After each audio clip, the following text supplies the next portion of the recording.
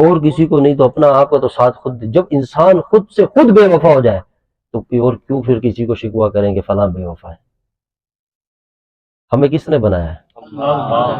اللہ نے بنایا. ہم اللہ سے بے وفائی کر رہے نہیں کر رہے پھر کسی اور سے کیوں شکوہ کرتے ہیں کہ وہ بے وفا ہے؟ یہ دل کس کا ہے؟ اللہ فرماتے میں نے تیرے پورے جسم میں نا دل یہ میں خرید چکا ہوں، میری جگہ ہے، کسی اور کو مت لائیے یہاں. نو انٹری، اونلی ون باس، اور کوئی نہیں آ سکتا. اور ہم ہر کسی کو چلو تو آ جا، ایک آتا ہے چند دن کے لیے دل کے ٹکڑے کرا نکل گیا، اب پھر بھی ہمیں ہدایت نہیں ملتی، پھر دوسری کو لے آتے ہیں، تیسری. ہمیں بھی مار کھانے کا شوق ہے. اور سب سے قیمتی چیز بھی انسان کے پاس کیا ہے؟ وہ دل ہی آسانی سے دے دیتے. بڑے بڑے دولت والے پیسے والے جب دل کے ہاتھوں مجبور ہو جاتے ہیں، ایسے ایسے لوگ بھی خودکشیاں کر جاتے ہیں. اس کا مطلب دولت، دنیا کا پیسہ، مال، سب سے زیادہ دل قیمتی ہے، اور یہی سستا ریٹوں میں بیچ رہے ہیں ہر ایرے. کیوں کہ جب دل کی قدر ہمیں خود نہیں پتا کہ اپنے اندر ایک ایسی چیز ہے جو پوری کائنات کے خالق سے نسبت رکھنے والی جگہ، جہاں اللہ کہتا ہے میں آتا ہوں، یہ میری جگہ ہے. جب ہمیں خود اس کی ویلیو کا پتہ نہیں ہوگا تو ہم ہر کسی ایرے گیرے کو دیں گے. اور جب بات وہی آ گئی نا کہ آپ بتائیں کہ آپ کو جس سے پیار ہو، محبت ہو، آپ اس کے ساتھ یہ لفظ برداشت کریں گے کہ آپ کا محبوب آپ سے کہے میں آپ سے بھی پیار کرتا ہوں؟ نہیں کرتا. وہ کہ آپ ہی سے پیار کرتا، جب ہی مزہ آتا ہے زندگی کا. بے وفائی تو ہم برداشت نہیں کرتے ہیں. تو ہم سے زیادہ غیرت تو اللہ کو ہے. تو ہم کیوں دل میں ہر کسی کو جب دیں گے تو اللہ کہاں ٹکنے دے گا، ان کو نکالتا رہے گا. تم یہاں سے ڈالتے رہو، نکالتا رہے گا. ہم سمجھیں گے کہ زمین والے بے وفا ہے. نہیں، پہلے پیچھے دیکھیں کہ ہم کہاں سے اپنا ایگریمنٹ توڑ رہے ہیں، ہم قانون کی خلاف ورزیاں کر رہے ہیں. زمین اللہ کی، آسمان اللہ کا، ہوائیں اللہ کی، ساری کائنات اللہ کی. ہم کس کے؟ جب ہم اپنے خود کے نہیں ہیں تو خود کا سودا خود سے کیسے کر سکتے ہیں؟ جب ایگریمنٹ لا الہ الا اللہ، لا سے ہم نے ہر غیر کے ٹکڑے کر دیے، تمام الہ کو نکال دیا، اور اللہ سے ایگریمنٹ کر دیا کہ اللہ ہم تیرے سوا کسی کو معبود نہیں مانتے، کوئی نہیں ہے الا اللہ سوائے اللہ کے. ایگریمنٹ ہو گیا. محمد رسول اللہ صلی اللہ علیہ وسلم کہ آپ کے محبوب کی غلامی کریں گے، تباہ کریں گے. اب جب ہم نے ایگریمنٹ کر دیا زمین اللہ کی، آسمان اللہ کا، ہوائیں اللہ کی، دل اللہ کا، جسم اللہ کا، روح اللہ کی، خون اللہ کا، غذائیں کھا رہے اللہ کی، جب اللہ ہی کی سرزمین، پوری کائنات، سب کچھ اپنا کچھ نہیں، اور اللہ ہی کے خلاف نافرمانی اور اللہ ہی کے اگینسٹ جائے، تو کون سا ایسا بندہ ہے جو دنیا میں اللہ کو ناراض کر کے خوش رہ سکتا ہے؟ کس نے اللہ کا گھر دیکھا ہے؟ بیت اللہ شریف. اور جنہوں نے نہیں دیکھا انہیں بھی، اور جو دیکھ رہے اللہ ان کو بھی دوبارہ دکھائے. ایسی وہ ایک بس ایک دیوار ہے، لیکن پوری دنیا کے دل وہاں کھینچتے ہیں. کیا کھینچتے ہیں؟ اور جو دیکھ کر آئے، ہم بھی نہیں گئے لیکن سنتے ہیں کہ جب نظر پڑتی ہے تو انسان ہوش ہی کھو دیتا ہے اپنے. ایسا ہے. لیکن وہاں کیا ہے؟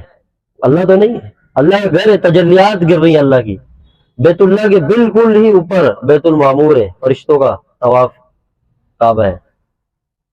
تو سوچے جب اللہ کا یہ گھر دیکھتے ہیں ہمارے دل ہل جاتے ہیں، جس دن رب کو دیکھیں گے کیا عالم ہوگا.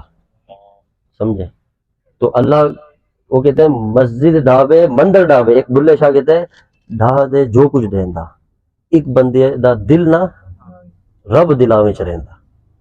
یہ جو دل ہے نا، یہ دل، اس کا مقام کعبے سے اونچا ہے، کعبے سے بھی اونچا ہے. اللہ نے نہیں کہا کہ میں کعبے میں رہتا ہوں، اللہ نے کہا میں اپنے بندوں کے ٹوٹے ہوئے دلوں میں رہتا ہوں، حدیث قدسی میں. تو ہم آپ کو شروع میں کر کے نا اپنے مقام کو پہچانو. رسول اللہ صلی اللہ علیہ وسلم بیت اللہ کے سامنے کھڑے اور ایسے فرمانے لگے اے کعبہ تیری عزت اپنی جگہ ہے، لیکن ایک مسلمان کی عزت تجھ سے بھی زیادہ ہے اللہ کے نزدیک. ہمیں اللہ نے اپنا نائب بنایا ہے بھائی، مقام دیا ہے. ہم چپڑاسی والے کام کر رہے ہیں، نیچے زمین میں پھر رہے، رینگ رہے. ہمیں آسمانوں میں اٹھایا ہے، ہماری روحوں کا رشتہ عرش سے بھی اوپر ہے، لیکن زمین میں بیٹھے ہوئے اپنی حرکتوں کی وجہ سے. اور وجہ کیا ہے کہ ہر بندے کو سہولت پسندی آ گئی نا آج ہر کسی کے اندر. ہر بندہ سہولت پسند کرتا ہے.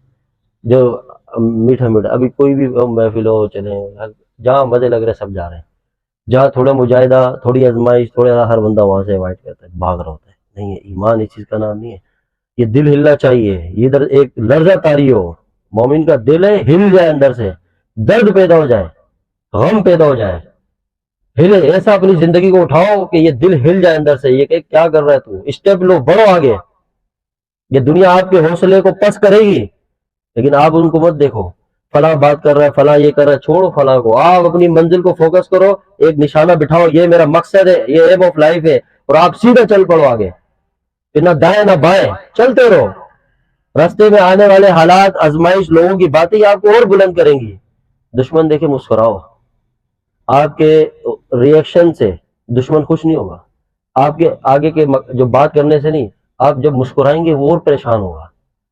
اس لیے اپنی چہرے پہ مسکراہٹ کو سجا کے رکھو، اور مخلوق کے سامنے غم کا اظہار کبھی نہیں کرو کہ نہیں، مخلوق کے سامنے خوش رہو، جتنے بھی درد میں ہو دنیا میں ایسے جیو لوگ کہ اس سے زیادہ کوئی خوش نہیں ہے۔ یہ ہے رضا بالقضا، کہ اللہ دیکھ رہا ہے میرا بندہ دکھی ہے، لیکن انسانوں کو نہیں دکھا رہا اپنا دکھ، اپنے غم کو چھپا رہا ہے، اندر سے پھٹ رہا ہے، لیکن بندوں کے آگے خاموش ہے۔ پھر جہاں تنہائی ملتی ہے، جہاں کوئی کونا ملتا ہے، پھر یار کے آگے کچھ آنسو بہا لیتا ہے، پھر اپنے دکھ اپنے سجڑ کے آگے رکھتا ہے، کیونکہ سارے دکھوں کو دور کرنے والا کون ہے؟ کوئی نہیں کر سکتا ہے، کوئی نہیں۔ ملے خاک میں اہل شاہ کیسے کیسے، ہوئے نام اور بے نشاں کیسے، اور کسی کا دکھ بڑے بڑے آئے چلے گئے، خاک میں مل گئے، اپنے دکھ کوئی دور نہیں کر سکتا، ہمارا کیا کرے گا؟ نہیں۔ اسی لیے کہتے ہیں جو استاد شیخ ہوتا ہے وہ صرف گائیڈ کرتا ہے، راہ دکھاتا ہے، دوا دیتا ہے، پرہیز بتاتا ہے، اتنا کام ہے اس کا، بس چلنا آپ کا کام ہے۔ یہ نہیں کہ آپ بولے ہم فلاں حضرت صاحب سے بیت ہو گئے اب ہم جنتی ہو گئے، ایسے تھوڑی ہوتا ہے جنتی۔ یہ سب وہ ہیں جنہوں نے اپنی دکانیں چلا رہے ہیں، اپنے اپنے ٹھیک لگائے ہوئے، بزنس چل رہا ہے سب کا، ایسی پیری فقیر پہ لعنت ہو۔ سب سے بڑا مرشد وہ ہے جو رسول اللہ صلی اللہ علیہ وسلم کی غلامی میں کامل ہے۔ بس راستہ حق کا دکھاؤ، راستہ سچائی کا دکھاؤ، پھر دیکھو اللہ کی رحمتیں کیسے برستی ہیں۔ اسی لیے تو سارے اتنے اربوں مسلمان ہو کے بھی مسلمان ذلیل و خوار ہو رہا ہے۔ پہلے چند ہوتے تھے، دنیا کے اوپر ان کا ایک رعب تھا، کیونکہ دلوں میں ایمان تھا۔ وہ قرآن میں اللہ کہتا ہے کہ تم جب کامل مومن بن جاؤ گے تو کافروں کے دل میں تمہارا خوف بٹھا دوں گا۔ لیکن آج کوئی دنیا میں نہیں ڈرتا، جہاں دیکھو قرآن کی توہین، حضور کے ختم نبوت کے اوپر حملہ، کہیں دیکھو حضور کی ناموس پہ حملہ، یہ اسی لیے ہو رہا ہے ہم اپنے آپ کو مضبوط کریں۔ ہم یہ جو آج دیکھیں ہر بندہ ڈپریشن میں ہے نہیں ہے، کوئی ہم میں سے کھڑا کرے ہر بندہ ٹینشن میں، وہ ٹینشن کا حل سب کے پاس ہے، فارمولا بھی ہے، وہاں کوئی بھی نہیں جا رہا۔ میں کہہ رہا ہوں نا، شارٹ کٹ کے چکر میں ہر بندہ شارٹ کٹ، ہر بندہ سہولت پسندی، آرام پسندی کے چکر میں بس بیٹھوں، وہی سے ایک حضرت صاحب فون میں پھونک مارے اور ہم سیدھا جنت پہ، نہیں ہو سکتے، نہیں ہو سکتے۔ اگر ایسا کوئی آپ کو بولتا بھی ہے کہ ہمارے پھونک سے آپ جنت پہ جائیں گے تو وہ خود بھی جہنم میں جائے گا، آپ کو بھی لے جائے گا، دیکھنا نہیں ہو سکتا۔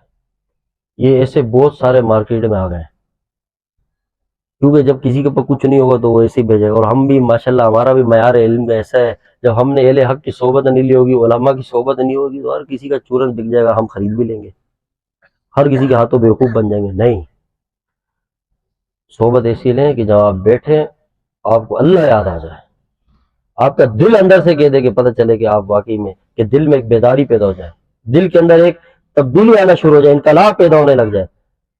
اس لیے اپنی زندگی کے اندر سے سنجیدگی کو لے آئے اور یہ سارے فضولیات کو ختم کریں۔ یاد رکھیں اپنے آپ کے اندر ایک حقیقی جو آپ اپنے اندر چھپے ہوئے ہیں نا، اس کو باہر نکالیں، اپنے من میں ڈوب کر پا جا سراغ زندگی، تو اگر میرا نہیں بنتا نہ بن اپنا تو بن۔